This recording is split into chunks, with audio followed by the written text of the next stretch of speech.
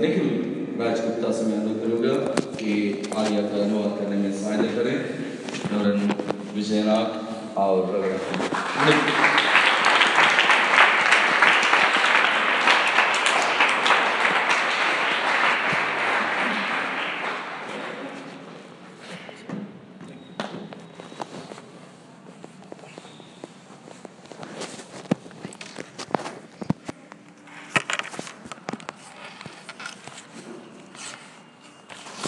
Good evening and praise the Lord. I am so much thankful to the Lord for giving me this opportunity to come here to preach the word of God. और परमेश्वर के वचन प्रचार करने का जो सौभाग्य परमेश्वर ने दिया उसके प्रति मैं उसका शुक्रिया अदा करता हूँ। I am thankful to Wilson sir because he has put my name for this precious task. और विल्सन सर के प्रति भी मैं कृतज्ञ हूँ क्योंकि इस विशेष कार्यभार को उन्होंने मुझ पर सौंपा। I also thank God for all of you because God has brought all of you to this place to be blessed and to be nourished by the word of God. और आप सभी का भी मैं परमेश्वर को धन्यवाद देता हूँ कि आपको परमेश्वर ने यहाँ लाया, आप आए कि आप परमेश्वर के वचन से आशीषों और पोषण को प्राप्त कर पाएं। I also thank Reverend Nikhil sir who is available here for me to translate my message for your better understanding. और रेवरेंड निखिल के लिए भी शुक्रिया जो आपके बेहतर समझ के लिए वचन के अनुवाद के लिए यहाँ मौजूद हैं। Today in the morning church, Reverend Lakshman sir was preaching a beautiful message. और आज सुबह के सभा में रेवरेंड लक्ष्मण बहुत अच्छे प्रचार को कर रहे थे। From the book of Joshua, he preached how to see the miracles in our life from levels up to levels. और यहोशू की पुस्तक से वो प्रचार कर रहे थे कैसे चमत्कारों पर अपने जीवन में हमें चमत्कारों को देखते जाना है। He spoke the follow God. उन्होंने कहा परमेश्वर का अनुकरण करो। Then he says follow, focus your eyes on Christ. और फिर उन्होंने कहा कि अपनी निगाहों को प्रभु यीशु मसीह पर बनाकर रखो। And then he said consecrate your life. उन्होंने कहा कि अपने जीवन को फिर तुम अलग करो। Then he said honor God. उन्होंने कहा परमेश्वर का सम्मान करो। And then have faith in God. फिर उन्होंने कहा कि परमेश्वर पर विश्वास रखो। And if you are having these 5 elements in the Christian's life, you will see the miracle from the ground to up. और यदि 5 बातें आपके जीवन में हैं तो आप बुनियादी तौर से लेकर ऊपर तक परमेश्वर की बरकत को अपने जीवन में देखेंगे। In the water level, what they express the miracle. और आप देख सकते हैं पानी की निचली सतह पे उन्होंने चमत्कार का अनुभव किया। In the dry land, फिर सूखी भूमि में आप देखते हैं because the wall of Jericho was broken. क्योंकि यरीहो की जो दीवार है वो ढा दी गई। Then they saw the miracle in the sky, the space. फिर उन्होंने अंतरिक्ष में जो खाली आसमान है वहां परमेश्वर की भलाई को देखा। And then he told at last that we can see the miracle in the universe level. फिर उन्होंने अंततः कहा कि जो वहां पर हम ब्रह्मांड है वहां पर हम परमेश्वर की बरकत को देख पाएंगे। It was a beautiful exposition. ये बहुत ही अच्छा कहना चाहिए एक प्रकार का व्याख्यान था। What I meant to speak is that God has been giving us the opportunities after opportunities to hear His message from the Word of God to be blessed. और मैं ये कहना चाहता हूँ कि परमेश्वर हमें मौकों पर मौके देता जाता है कि उसके वचन को सुनकर हम लाभान्वित हों। And this evening I would like to encourage you to come up to the level of audience, to the level of receiving the word of God as His children. और मैं चाहूँगा कि आप श्रोताओं के उस स्थान से आगे बढ़कर परमेश्वर के वचन को जब आप सुनने आए हैं तो अपने आप को उसकी संतान के रूप में देखें। This evening we will also meditate on the epistle of Ephesians, what Paul wrote to the church of Ephesians. और आज की शाम में फिर से प्रेरित पौलुस ने जो इफिसियों को पत्री लिखी उस पर ही हम चिंतन करेंगे। I don't have a fixed text on which I will meditate on. और मेरे पास कोई एक सुनिश्चित किया गया एक आयत या परिच्छेद नहीं है जिस पर मैं प्रचार करूंगा। But as I was reading this epistles, I have found some of the thoughts on God's call. लेकिन जब मैं इन पत्रियों को पढ़ रहा था मैंने परमेश्वर की बुलाहट के ऊपर कुछ बातों कुछ विचारों को मैंने पाया। And so I have prepared a message on the God's call for the Christian, God's call for the Christian people. और मैंने एक संदेश बनाया जिसका शीर्षक इस प्रकार से है मसीही लोगों के लिए परमेश्वर की बुलाहट। Sorry, the God's call for us. और माफ करें हमारे लिए परमेश्वर की बुलाहट। Most of the times I ask the people, did God call you? अधिकतर समय मैं लोगों से इस प्रश्न को करता हूँ क्या परमेश्वर ने आपको बुलाया? And then in response to that question they reply, yes, God has called me. और उस प्रश्न के प्रत्युत्तर में वो कहते हैं कि हाँ, परमेश्वर ने मुझे बुलाया। Particularly, whatever the Bible colleges that I have worked and the colleges that I have studied, I have continued to ask the single questions to many people and the students. और विशेषकर जिन विद्यालयों में मैंने अध्ययन किया और जिन विद्यालयों में विद्यालयों में रहा, मैं जब भी विद्यार्थियों से मिलता, मैं उनसे विशेषकर इस प्रश्न को उनसे पूछता। And this evening, I also like to ask you these questions. Did God call you? और आज शाम को आपको भी ये प्रश्न पूछना चाहूँ, क्या परमेश्वर ने आपको बुलाया? I want the answer also. एक बार फिर से मुझे उत्तर सुनना है। Why did God call you? परमेश्वर ने आपको क्यों बुलाया? The second questions I ask to the same people. और उन्हीं लोगों से दूसरा प्रश्न जो मैं ये पूछता हूँ, May I ask you these questions? Why did you God call you? Why did God call you? क्या मैं आपसे पूछ सकता हूँ कि परमेश्वर ने आखिर आपको क्यों कर बुलाया?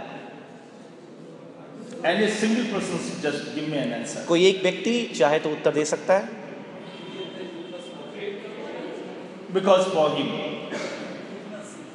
To witness for him. Excellent. उसके लिए गवाह ठहरे। बहुत अच्छा उत्तर दिया। Excellent. बहुत ही अच्छा। And this answer I have found and I have heard from many people. और ये उत्तर मैंने सुना और बहुतों से मैंने सुना। But that is one of the elements of the call of God. लेकिन वास्तविकता तो ये है कि परमेश्वर की बुलाहट का यह एक पहलू है या एक अंग है। And as I have asked these questions to many people, I have heard this answer that God has called me to do the ministry. और जैसे मैंने ये प्रश्न पूछा, दूसरा उत्तर जो मुझे भी मिलता है उनसे वो ये है कि परमेश्वर ने मुझे सेवकाई के लिए बुलाया है। Almost all the people they have spoken me that they are called to preach the gospel so that people will get the saved. लगभग सभी ने यही कहा कि परमेश्वर ने मुझे बुलाया कि मैं सुसमाचार का प्रचार करूं। Of course, there is no doubt about it. और वास्तविकता में इसके प्रति आप संदेह नहीं कर सकते, ये सच है, ये बिल्कुल सही उत्तर है। But is that the only answer? लेकिन प्रश्न उठता है, क्या ये एक ही उत्तर है इस प्रश्न का? Is that the only things for which God has called us, or there are many things for which God has called us? क्या ये एक ही ऐसा काम है जिसके लिए परमेश्वर ने बुलाया, किसके अलावा और भी बहुत से काम हैं जिसके लिए परमेश्वर ने बुलाया है? Because I have asked those people this question, they have answered me that God has called us to the ministry in terms of preaching the good news. और फिर जब मैंने लोगों से इस प्रकार से प्रश्न किया तो उन्होंने ये बोला कि परमेश्वर ने प्रचार करने के उस वरदान के साथ हमें बुलाया है। But the book of Ephesians speaks more than that. लेकिन इफिसियों की पत्री उससे ज्यादा बढ़कर बातों को हमें बताती है। And that's the reason this evening I would like to speak on the subject called the God's call for us. और इसीलिए आज की शाम में मैं उस विषय पर प्रचार करना चाहूंगा जो मैंने आपको बताया कि हमारे लिए, मेरे लिए परमेश्वर की बुलाहट। What is the theology of God's call? परमेश्वर की बुलाहट का धर्म विज्ञान क्या है? What are the dimensions of God's call? परमेश्वर की बुलाहट के आयाम क्या क्या हैं? What are the elements that God's call involve? परमेश्वर की बुलाहट में कौन कौन सी ऐसी पहलुएं हैं जो उसमें समायोजित होती है? And then one day this thought came to me. I started reading the Bible on that perspective to know, is there any, are there many elements in the God's call? तो फिर मैं इस विचार के साथ जब मेरे मन में ये भाव आया, मैंने बाइबल पढ़ना शुरू किया और फिर मैं देखा कि क्या परमेश्वर की बुलाहट में और भी इसके अलावा दूसरी बातें पाई जाती है। And then later I found that preaching gospel, calling to get into the involved of preaching gospel is one of the elements of the call, not the only one. और फिर मैंने इस बात को पाया कि परमेश्वर के वचन का प्रचार करना, सुसमाचार सुनाना कई एक ऐसे बुलाहट के अंदर पाए जाने वाले पहलुओं में से एक पहलू है। This evening I would like to tell you 4 elements or 4 dimensions of God's call. और आज की शाम में मैं आपको परमेश्वर की बुलाहट के सिलसिले में 4 पहलुओं के बारे में बताना चाहूंगा, 4 अंगों के बारे में बताना चाहूंगा। And I have made all those points according to the sequence. और मैंने उन चारों बिंदुओं को श्रृंखलाबद्ध रूप से तैयार किया है। Sequence in terms of 2 will come after 1. So 1, 2, 3, 4, 5, 6. Not 9 will come after 1. That is the sequence that I would like to tell you. और जो श्रृंखला है उसमें 1, 2, 3, 4 ऐसा आएगा 6 तक, 9 पहले नहीं आने वाला। So what I mean is that is the first point for which the God has called us. We must know that. पहली बात हमें जानना है परमेश्वर ने हमें क्यों बुलाया। Definitely, it is not to preaching the gospel. सुनिश्चित रूप से वह सुसमाचार प्रचार करना नहीं When है। God was thinking for us to call us, it was not in His mind in the first point that we should be called to preach the gospel. जब परमेश्वर हमें बुला रहा था उसके मन में ये बात नहीं थी सबसे पहले कि हमें बुलाकर वह प्रचार करने के लिए भेजेगा। The first point is a different point. पहली बात दूसरी बात है And the book of Ephesians very clearly emphasizes on that point. और इफिसियों की पत्री उस बात पर जोर देकर हमें बताती है। The first point, पहला बिंदु, God has called us to live a holy life and a blameless life. परमेश्वर हमें एक पवित्र और निष्कलंक जीवन जीने के लिए बुलाता है। This is the very first point that God was thinking for यही when He सबसे was calling us. पहला बिंदु वो हमें जब बुलाहट के बारे में सोच रहा था उसके मन में आया। I would like to read chapter 1 verse 4. पहले अध्याय का उसकी चौथी आयत को पढ़ना For चाहूंगा। He chose us in Him before the creation of the world to be holy and blameless in His sight. जैसा उसने हमें जगत की उत्पत्ति के पहले चुन लिया कि हम उसके निकट प्रेम में पवित्र और निर्दोष हों। Why did God think like that? परमेश्वर ने ऐसा क्यों सोचा? Because if there will be a separation between God and us, it is because of sin.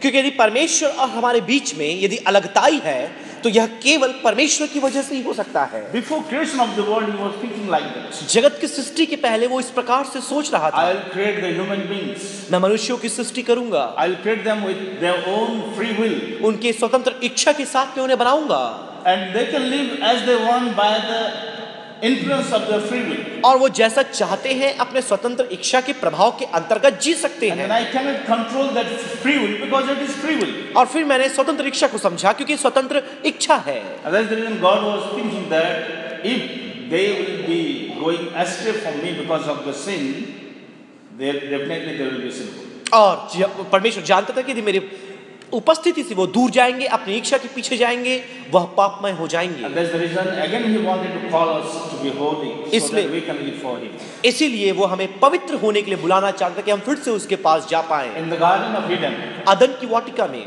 they were created in His own image. वह परमेश्वर के स्वरूप में बनाए गए। They were disobedient to the commandment of God. परमेश्वर के आज्ञा के प्रति वो अनाज्ञाकारी बने। And then first questions of God tells us a very beautiful thing. और पहली बात जो परमेश्वर कहता है बहुत ही सुंदर है। He asks them, वह उनसे पूछता है, "Where are you?" तुम लोग कहाँ हो? He asked that question not that he didn't know, that's why he was asking. और वो प्रश्न इसलिए नहीं पूछता कि उसे ये नहीं मालूम कि इन लोग कहाँ हैं। It was an answer actually, it was not a question. ये अपने आप में एक उत्तर था, प्रश्न मात्र नहीं था। He wanted to let them know that where they are. वो बताना चाहता था उन्हें कि वो अब कहाँ हैं। Do you know where are you now, Adam and Eve? क्या पता है आदम और हवा तुम अभी कहाँ हो? You are out of my plan. तुम मेरी योजना के बाहर हो।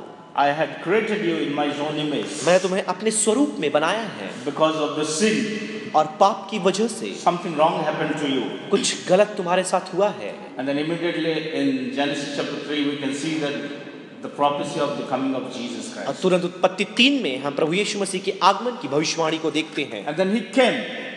फिर वो आता है। Let me read out verse 4 and 5 once more. चौथी पांचवी आयत को फिर से एक बार पढ़ना For he चाहूंगा। chose us in him before the creation of the world to be holy and blameless in his sight.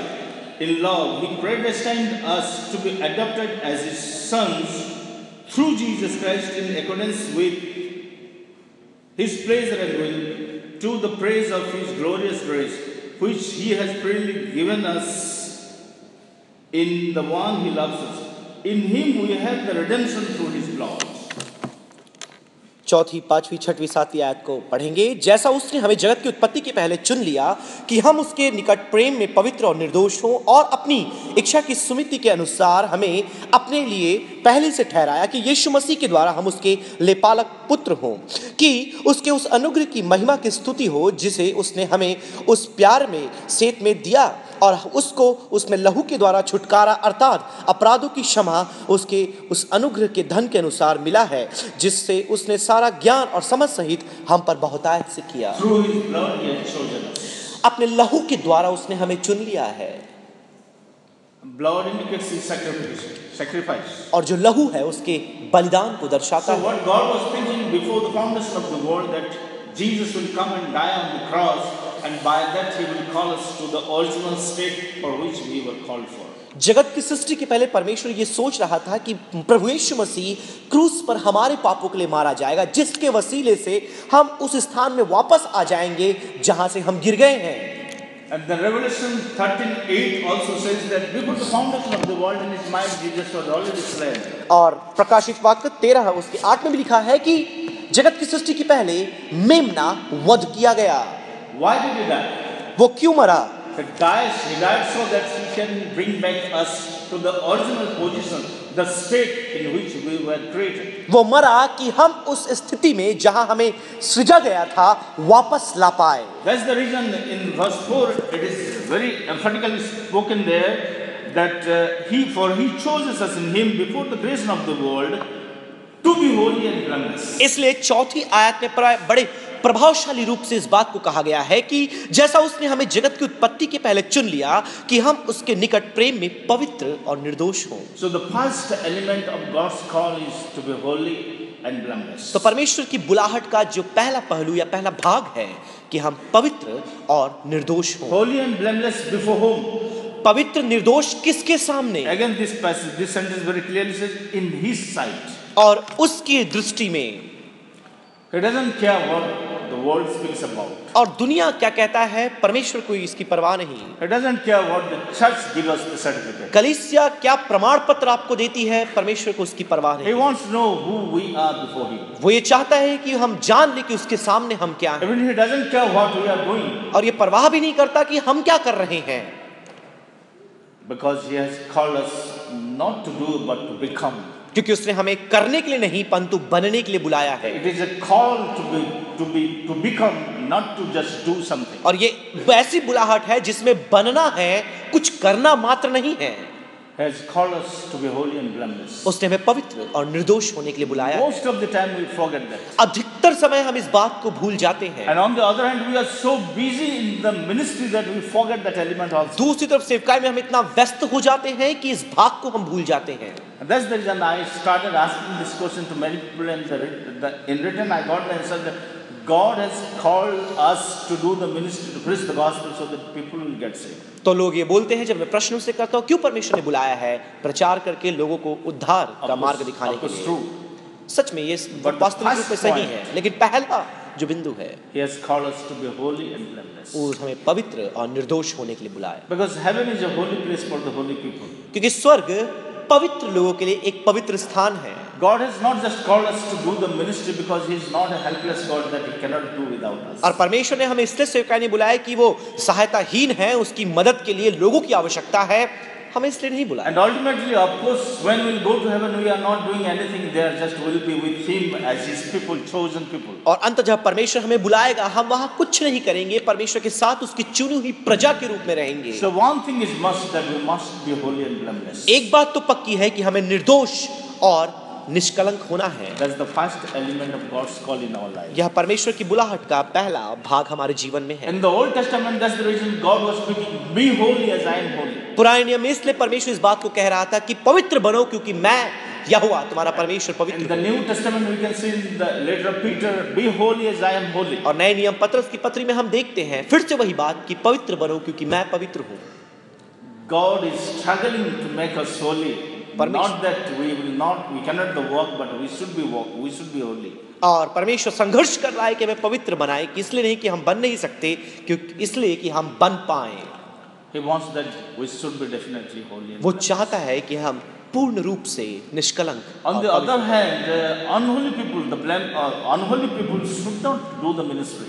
और दूसरी तरफ यदि हम देखें तो जो अपवित्र लोग हैं उन्हें सेवकाई नहीं करनी चाहिए। Because those who are holy are called to do the ministry. क्योंकि जो लोग पवित्र हैं उन्हें ही सेवकाई के लिए बुलाया गया है। The ministry is the second call. और the later call, the first call is to be holy and blameless. सेवकाई तो दूसरी बुलाहट है या दूसरे चरण की बुलाहट है, पहली चरण की बुलाहट है पवित्र बनना। Now the question comes, how can we be holy? अब प्रश्न ये उठता है कि हम कैसे पवित्र बन सकते हैं। There are 2 points in which we can be holy. दो बातें हैं जिसमें हम पवित्र बन सकते हैं। Jesus came to this world and died on the cross. प्रभु यीशु मसीह इस जगत में आए और क्रूस में हमारे लिए मरे। And those who will believe in him that Jesus died for him, their death will be cancelled. और जो लोग उस पर विश्वास करेंगे कि यीशु उनके लिए मरा, उनके लिए मृत्यु निरस्त कर दी जाएगी। And in the context of their faith, God the Father immediately declared that they are righteous. और उनके विश्वास के संदर्भ में परमेश्वर पिता उन्हें धर्मी होकर उन्हें घोषित करता है। It's called the doctrine of justification. उसे हम धर्मीकरण का सिद्धांत कहते हैं। On the basis of the faith, the righteousness of God will come to that person and cover him. God will impute the righteousness. विश्वास के आधार पर परमेश्वर उसे धर्मी ठहराएगा, वो धार्मिकता को उस पर उंडेल देगा। Positional holiness. जिसे हम कहते हैं कि उनके जो पद है उसके द्वारा वो पवित्र हो जाएंगे। That we cannot do. वो हम नहीं कर सकते, Only Jesus can do it. केवल यीशु ही वो कर सकता है। But the holiness for which the book is telling about is the progressive holiness. लेकिन जो पवित्रता यहाँ पर बाइबल हमें बताती है वह क्रमबद्ध रूप से धीरे धीरे हमारे जीवन में आता है। When we read this sentence, be holy, we have the responsibility. और जब हम इस शब्द को सुनते हैं कि पवित्र बनो, यह हमारा कर्तव्य होता है। The people, those who have received Jesus Christ as the personal Savior, are the holy people. और जिन लोगों ने प्रभु यीशु मसीह को अपने व्यक्तिगत उद्धारकर्ता के रूप में स्वीकार किया है, वे पवित्र लोग हैं। But they have to still live in this world for a long time. लेकिन अब भी उन्हें इस दुनिया में लंबे समय तक जीना है। And to maintain that positional holiness, they have to go through the progressive holiness. और वो जो स्थिति एक पवित्रता है, उन्हें अगर अपने जीवन में बनाकर रखनी है, उन्हें दिन प्रतिदिन पवित्रता में आगे बढ़ना है। But the holiness and blameless is must. लेकिन निष्कलंकता और पवित्रता होना ही चाहिए। So then how can you be holy?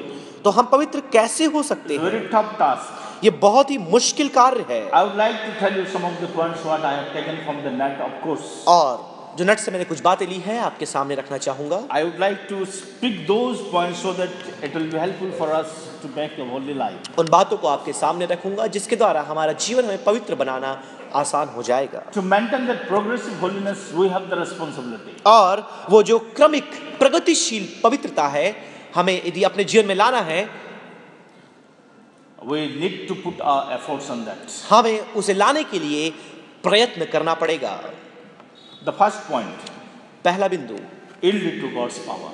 परमेश्वर के सामर्थ्य के लिए आप उसके निकट जाने का प्रयास करें। Because it will be little difficult for us to make ourselves holy in the progressive holiness. क्योंकि ये जो प्रगतिशील पवित्रता है, अपने आप को पवित्र बनाना मुश्किल होगा, तो आप परमेश्वर की मदद, उसके सामर्थ्य की आप अपेक्षा करें। James 4:7 says, याकूब 4:7 पे लिखा है, Satan is running after us. और शैतान हमारे पीछे दौड़ रहा है। That's the reason the Bible says, submit yourself to God. इसलिए बाइबल कहती है कि परमेश्वर के अधीन हो जाओ। Resist the devil and he will flee from you. शैतान को झिड़को और तुम्हारे सामने से वो भाग खड़ा होगा। Satan always wants to put black spot on the holiness of our life. शैतान हमारी जिंदगी की पवित्रता पर काला धब्बा लगाना चाहता है। Somebody says, किसी ने यूं कहा, it is easy to keep a white paper as white, then to take the black one to rub it and to make it white. एक सफेद पन्ने को सफेद बनाकर रखना काले पन्ने को लेकर उसे सफेद बनाने से आसान है। God always wants to keep our life holy. परमेश्वर हमारी जिंदगी को सदैव पवित्र बनाना चाहता है। But the only intention of devil to bring the black spot in our life. लेकिन शैतान का पूरा प्रयास यही होता है कि हमारी जिंदगी में वो काला धब्बा लगा दे। A book of James says, resist the devil so that we can be holy in our walk. और याकूब की पत्री में लिखा है, शैतान का सामना करो जिसके द्वारा हम अपने कार्यों में सफल हो जाएंगे। In the book of Romans chapter 6 verse 11 to 12, another important. Romeo की पत्री 6 उसके 11 और 12 से एक और महत्वपूर्ण बात वहां पर हम It is पाते हैं। written, every day commit yourself to put the flesh to death. प्रतिदिन अपने आप को समर्पित करो कि अपने देह को तुम मृत्यु के हवाले कर दो। Die in sin and rise up in righteousness. मृत्यु पाप में मरकर तुम धार्मिकता में पुनरुत्थित हो जाओ। And then Paul is telling that do not let sin reign in your mortal body. और फिर प्रेरित पौलुस कहता है कि पाप को अपने देह में प्रभुता करने की अनुमति ना दो।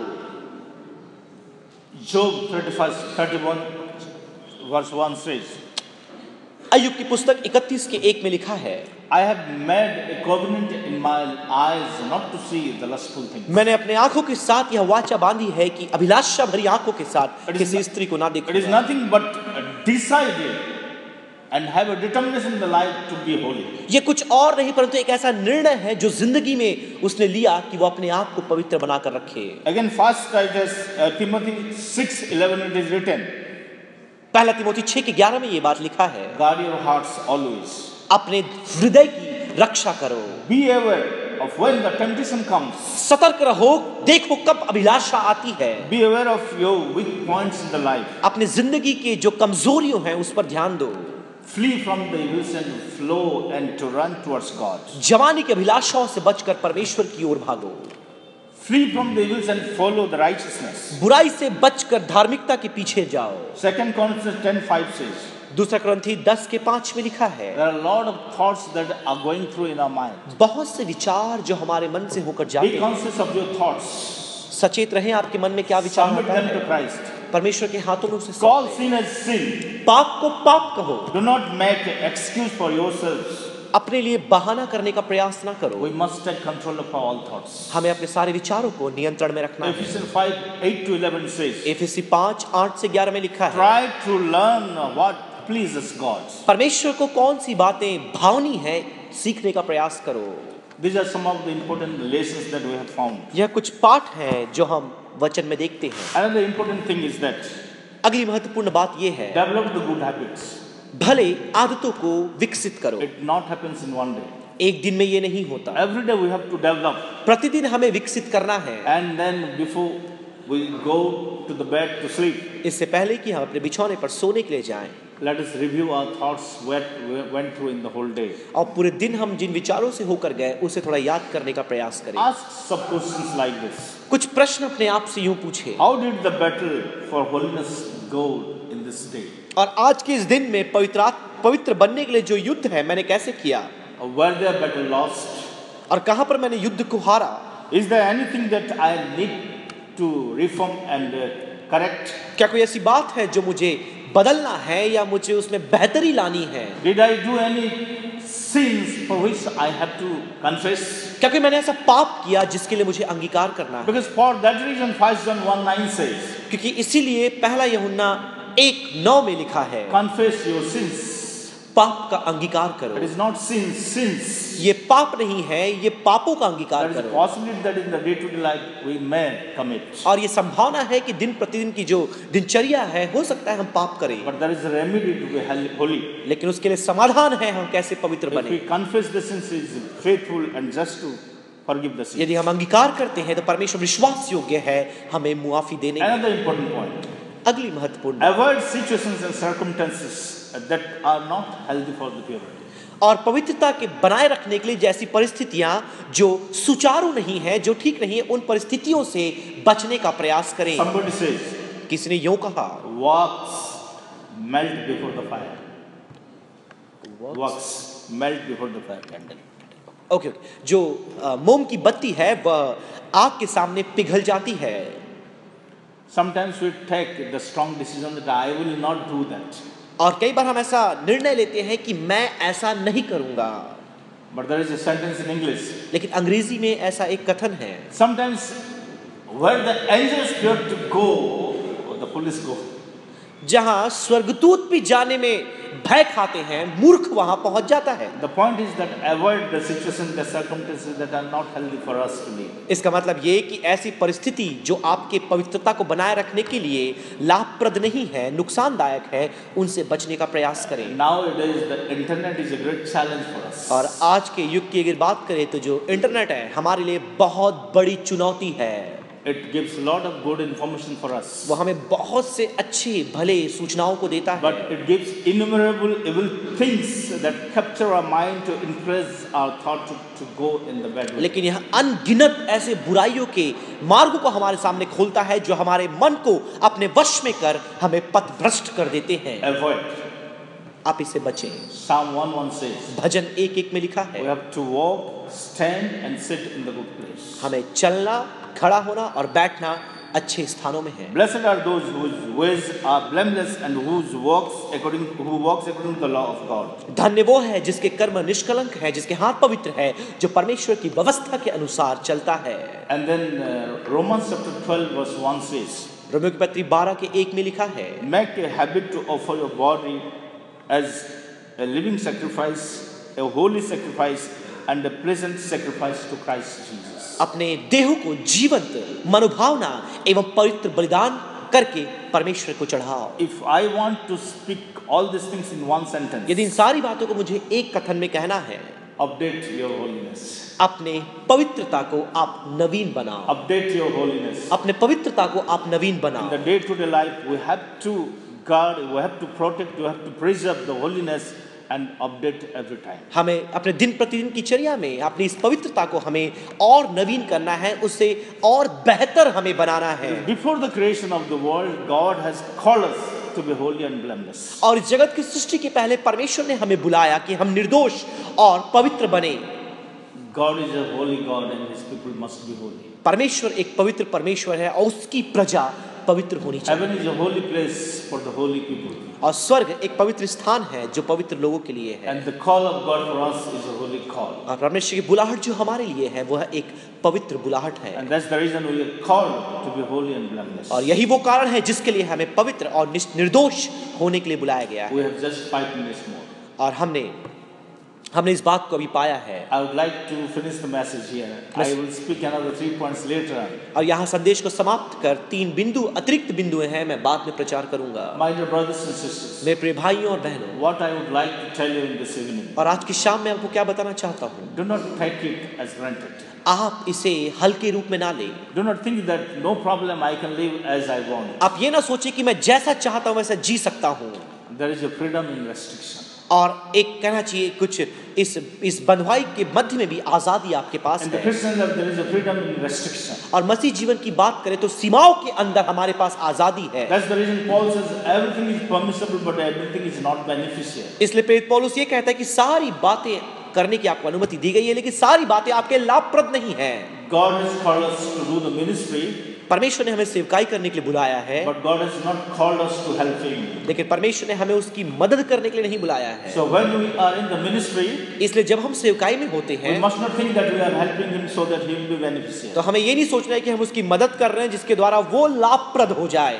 When we are doing the ministry, we must think that it is just privilege. लेकिन जब हम सेवकाई करते हैं हमें ये सोचना है कि ये सौभाग्य है Getting an opportunity to get involved in the royal task. और एक ऐसा सौभाग्य मिल रहा है कि हम राजकीय कार्य में योगदान दे पाएं। It is a prestige, ये हमारे सम्मान की बात है, ये हमारा सौभाग्य है, a dignity. ये हमारे लिए सम्मान की बात We है। are fortunate that we are called. हम भाग्यशाली हैं कि हमें बुलाया गया। But before doing the ministry, we are called to be holy and blameless. लेकिन सेवकाई करने के पहले हमें पवित्र और निर्दोष होने के लिए बुलाया गया। There is a sentence that always comes to mind. एक कथन है जो हमेशा मन में आता है, Yes, but the spirit is willing, but the flesh is honorable. आत्मा तो तत्पर है करने के, लेकिन देह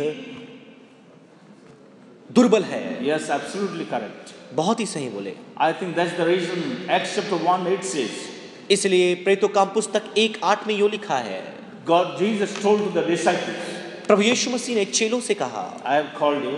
मैंने तुम्हें बुलाया है, I want to send you for the ministry, मैं तुम्हें सेवकाई के लिए भेजना चाहता हूँ and you need the power. और तुम्हें सामर्थ्य की आवश्यकता है। And the Holy Spirit is given as the power for them to do the ministry. और पवित्र आत्मा उनकी सेवकाई में मदद करने के लिए सामर्थ्य के रूप में दी गई Not है, just the ministry. ना केवल सेवकाई करने के लिए। Holy Spirit name itself indicates the holiness. पवित्र आत्मा का नाम अपने आप में पवित्रता की ओर इंगित करता In the है। context of our weakness, हमारे कमजोरी के संदर्भ में, in the context of our helplessness, हमारी सहायताहीनता की जो in the संदर्भ में, context of our discouragement to be holy, हमारी हताशा कि हम पवित्र नहीं हो सकते, ऐसे परिवेश में Jesus has sent His Holy Spirit to be with us, with our प्रभु यीशु ने alongside. हमारे लिए पवित्र आत्मा को भेजा कि हमारे बाजू वो खड़े रहे। And He tells, और वो कहता है, accept me, मुझे स्वीकार करो, walk by my power. मेरे सामर्थ्य से चलो। That's the reason in the epistle of Paul, there are a lot of things you can see about the Holy Spirit. इसलिए पौलुस की पत्री में आप बहुत सी बातों को पवित्र आत्मा के बारे में देख सकते हैं।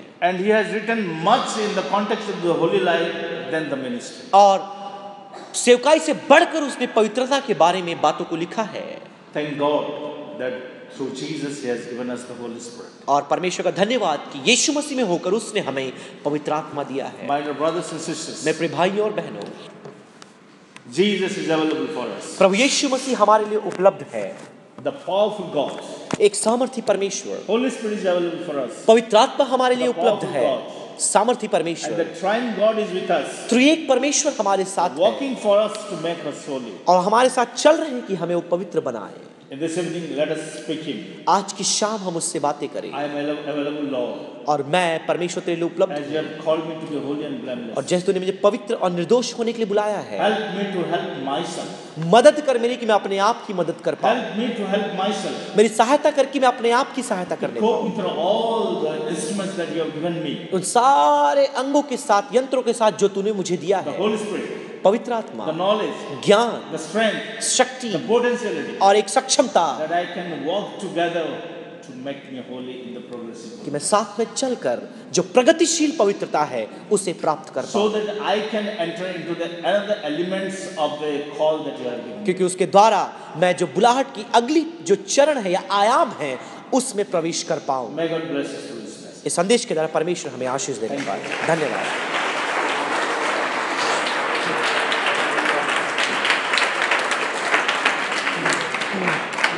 प्रभु की उपस्थिति में खड़े हो जाएं। Praise the Lord, hallelujah.